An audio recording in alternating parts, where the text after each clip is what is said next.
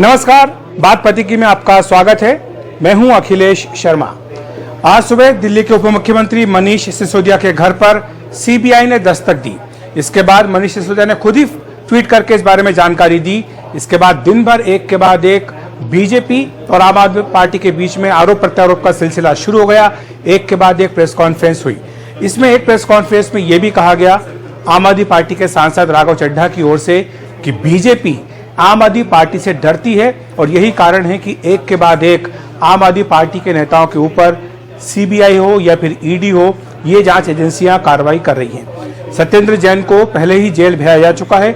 अब मनीष सिसोदिया को इसी तरह से अंदर करने की तैयारी है और यही कारण है कि बीजेपी आपके नेताओं के पीछे पड़ी है। हम ये समझना चाहते हैं कि आखिर ये कहने के पीछे, ये दावा करने के पीछे क्या कारण है कि क्या आम आदमी पार्टी से जो है बीजेपी डरती है। दरअसल हो यह रहा है कि जिस तरह से पिछले कुछ महीनों में आम आदमी पार्टी ने अपनी ताकत बढ़ाई है, अरविंद केजरीवाल ने अपनी राष्ट्रीय महत्वाकांक्षा को प्रकट किया है, उसके बाद से ये सवाल उठने लगा है कि क्या 2024 के लोकसभा चुनाव में आम आदमी पार्टी बीजेपी को चुनौती दे सकती है, टक्कर दे सकती है। क्या कांग्रेस की जगह लोकसभा में वो प्रमुख विपक्षी दल बनने की तैयारी में है, और क्या अन्य राज्यों में जहां कांग्रेस बीजेपी का सीधा मुकाबला है वहां आम आदमी पार्टी कांग्रेस को पीछे धकेलकर बीजेपी के सामने सीधे टक्कर में खड़ी हो सकती है। हम राज्यवार विश्लेषण भी करेंगे, लेकिन उससे पहले समझते हैं कि किस तरह से आम आदमी पार्टी की ताकत लगातार बढ़ रही है।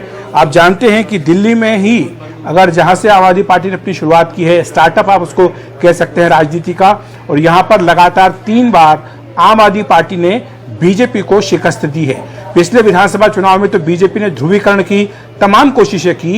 ये यहां तक कहा गया शाहीन बाग को लेकर कि ये संयोग नहीं, ये एक प्रयोग है, और तमाम जो बीजेपी के नेता हैं उन्होंने भड़काऊ भाषण दिए। इसके बावजूद भी ध्रुवीकरण करने में बीजेपी नाकाम रही। केवल 8 सीटें ही जीत पाई और 62 सीटें यहां पर आम आदमी पार्टी को मिली। उसका वोट प्रतिशत भी काफी बढ़ा। तो ये अपने आप में संकेत दे रहा है कि जब सीधी टक्कर दिल्ली में आम आदमी पार्टी की जब बीजेपी से हुई है, बीजेपी को मुंह की खानी पड़ी है। तो ये एक बड़ा इंडिकेशन है।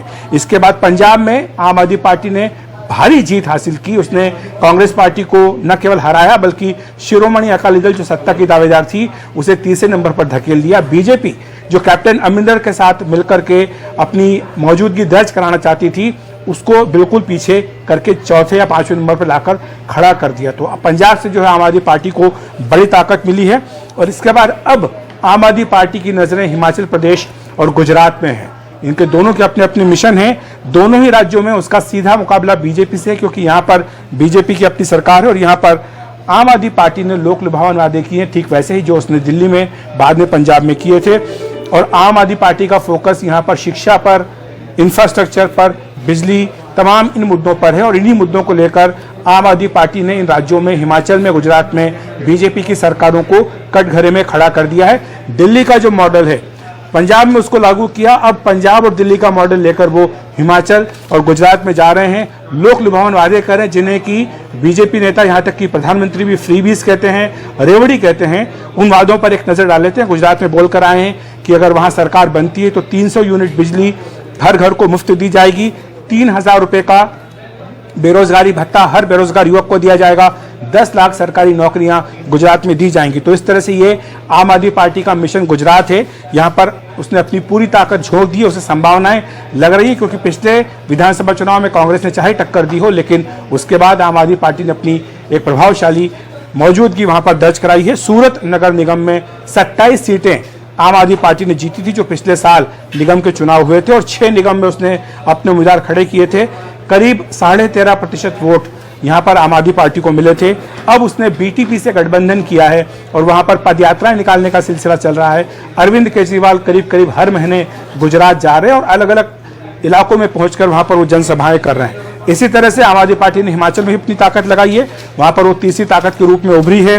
रथ यात्राएं हो रही है, जनसंवाद हो रहा है, घर घर संपर्क किया जा रहा है। और नजदीकी राज्य पंजाब में जिस तरह सरकार आई है उसका फायदा मिलने की उसको संभावना लग रही है। लेकिन आम आदमी पार्टी के जो प्रदेश के बड़े नेता हैं वो जिस तरह से थोक में बीजेपी में चले गए, उससे वहां पर हिमाचल में आम आदमी पार्टी को झटका जरूर लगा है। वहां पर उसने लड़ाई को मुश्किल बना दिया है। वहां पर तमाम जो प्रभारी हैं आम आदमी पार्टी के, उनके खिलाफ कार्रवाई हो रही है। बीजेपी की ओर से ऐसा आरोप आम आदमी पार्टी लगा रही, क्योंकि पहले सत्येंद्र जैन के खिलाफ और बाद में अब नए प्रभारी मनीष सिसोदिया के खिलाफ सीबीआई ने कार्रवाई की है। वहां पर आम आदमी पार्टी का आप पुराने की प्रभाव जो है वो लगातार बढ़ रहा है। ये ऐसी अकेली क्षेत्रीय पार्टी है जिसकी 2 राज्यों में सरकारें हैं, पंजाब में और दिल्ली में। कोई अन्य क्षेत्रीय पार्टी नहीं जिसकी एक राज्य से बाहर सत्ता हो। इसीलिए आम आदमी पार्टी का जो प्रदर्शन है वो काफ़ी प्रभावी माना जा रहा है। उसने हाल ही में उत्तराखंड में और गोवा में अपनी मौजूदगी दर्ज कराई है और जल्दी ही आम आदमी पार्टी एक राष्ट्रीय पार्टी भी बन सकती है। उसके लिए ज़रूरी होता है कि कम से कम 4 राज्यों में आपको 6% वोट मिले हों।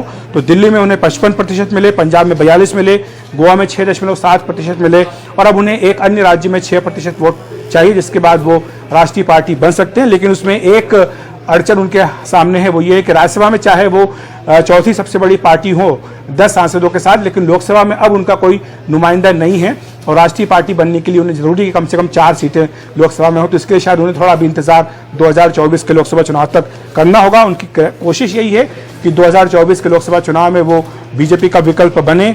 लोकसभा में कांग्रेस को पीछे धकेलकर प्रमुख विपक्षी दल का स्थान भी प्राप्त करना चाहते हैं और अन्य राज्यों में कांग्रेस का वोट खींच करके वो एक बड़ी ताकत के रूप में उभरना चाहते हैं। जो रणनीति है आम आदमी पार्टी की बिल्कुल स्पष्ट है। राष्ट्रवाद के मुद्दे पर बीजेपी को चुनौती दे रही है। जिस तरह से राष्ट्रवाद पर बीजेपी दावा करती है, ठीक वैसे ही अरविंद केजरीवाल दावा करते हैं। आपने देखा होगा कि हाल में हर घर तिरंगा अभियान चलाया, तो अरविंद केजरीवाल ने भी अपना यहाँ पर कार्यक्रम किया। दिल्ली में उन्होंने 100 जगहों पर बड़े बड़े विशालकाय तिरंगे लगा दिए हैं। जिस तरह से पीएम मोदी ने 15 अगस्त को ये कहा है कि अगले 25 साल में भारत को विकसित देश बनाना है, वैसे अरविंद केजरीवाल ने प्रेस कॉन्फ्रेंस करके उसके तुरंत बाद कहा कि वो भारत को नंबर 1 देखना चाहते हैं। दोनों बातों में कोई अंतर नहीं है, लेकिन कहने का ढंग है। तो साफ सी बात है कि जो राष्ट्रवाद बीजेपी का अपना एक प्लान है, उसको केजरीवाल भी अपने पास लेना चाहते हैं। इस मोर्चे पर वो पीछे नहीं हटना चाहते हैं बीजेपी की तुलना में। और जो आम आदमी पार्टी की रणनीति वो ये साफ है कि मिडिल क्लास में तो वो उसकी पैठ है, लेकिन अन्य वर्ग जो समाज के हैं उनमें अपनी ताकत बढ़ाना चाहती है। शहरी क्षेत्रों में आम आदमी पार्टी काफ़ी ताकतवर है, जो हमने देखा दिल्ली में या फिर गुजरात के निगम चुनाव में देखा। लेकिन पंजाब में आम आदमी पार्टी ने साबित कर दिया कि शहरी क्षेत्रों के साथ साथ उसकी पहुंच ग्रामीण क्षेत्रों में भी बढ़ रही है।